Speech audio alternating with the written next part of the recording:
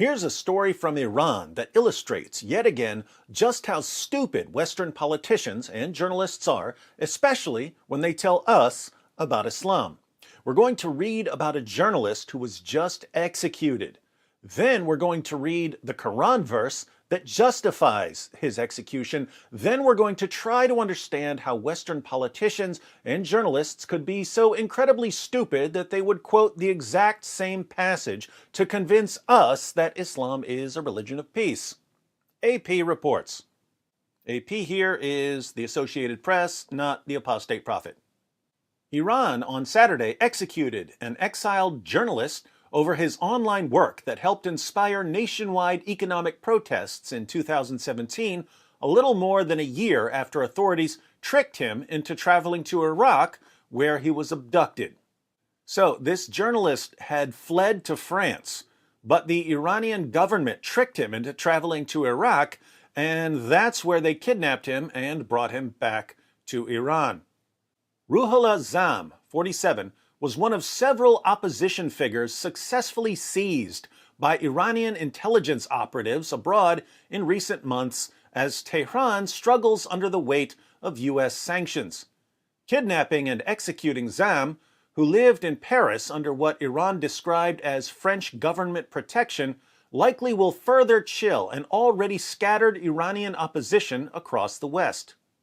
It also comes as Iran tries to pressure France and other European nations over the collapsed atomic accord in the waning days of President Donald Trump's administration. The execution drew immediate international condemnation. This is a barbarous and unacceptable act, the French Foreign Ministry said in a statement, which also condemned the execution as a grave blow to freedom of expression and media freedom in Iran. The German Foreign Ministry expressed shock about the circumstances of Zam's conviction and what it described as his abduction from abroad. Canada condemned Zam's execution, saying journalists perform essential work and that Ottawa would hold Iran accountable for its violations of human rights. Diana El-Tahawi of Amnesty International said Zam's execution is a deadly blow to freedom of expression in Iran and shows the extent of the Iranian authorities' brutal tactics to instill fear and deter dissent.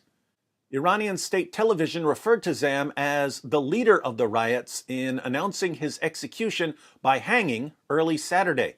In June, a court sentenced Zam to death, saying he had been convicted of corruption on Earth, a charge often used in cases involving espionage or attempts to overthrow Iran's government. That's what I wanted you to see. He was sentenced to death for corruption on Earth, and this charge is often used in cases involving espionage or attempts to overthrow Iran's government. It's actually used in various Muslim countries to execute people for all kinds of crimes. So, where does this charge of corruption on earth come from? Well, it comes from the Quran in the exact same passage that politicians and journalists quote to show us that Islam doesn't allow killing. For years, whenever there was an Islamic terrorist attack, politicians and journalists would assure us that the terrorists had violated the clear and peaceful teachings of the Quran because the Quran claims that if anyone kills a man, it's as if he's killed all mankind.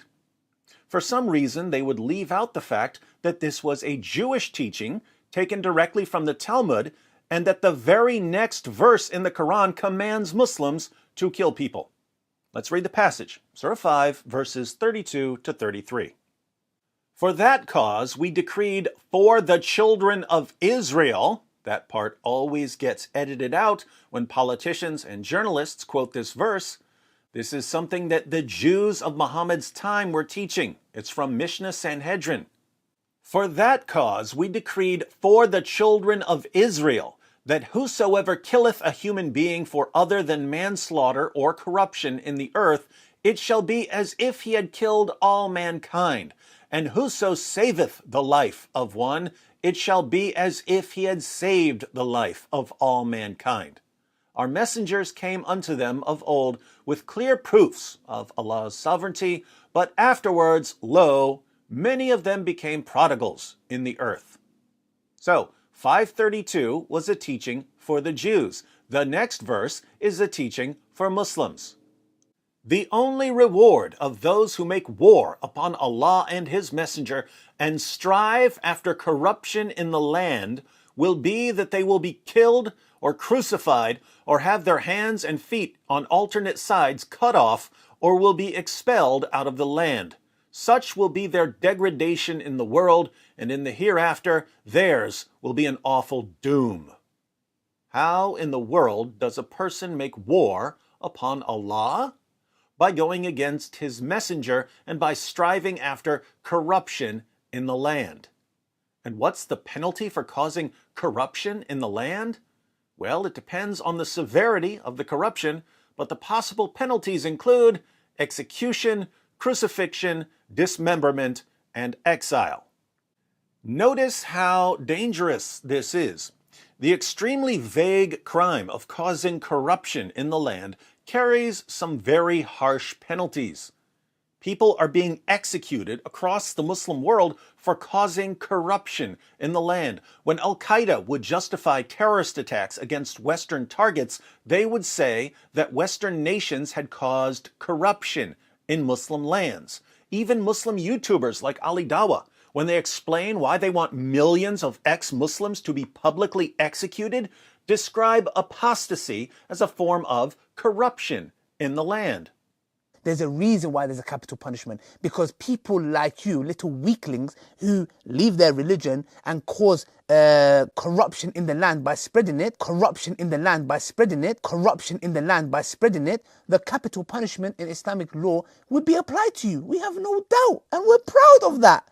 Surah 5, verse 33 of the Quran has provided the justification for countless executions and countless terrorist attacks over the past 14 centuries.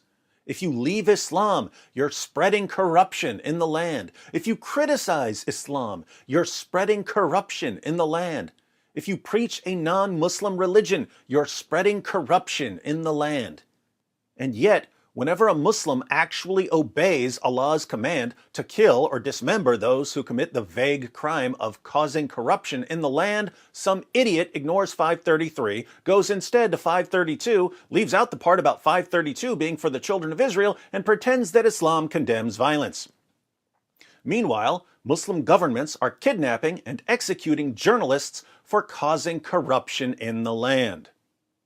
Western leaders condemn the executions, but refuse to condemn the verse that calls for the executions. We condemn you, government of Iran, for executing that man, for causing corruption in the land. But we praise and honor the book that commanded you to execute him.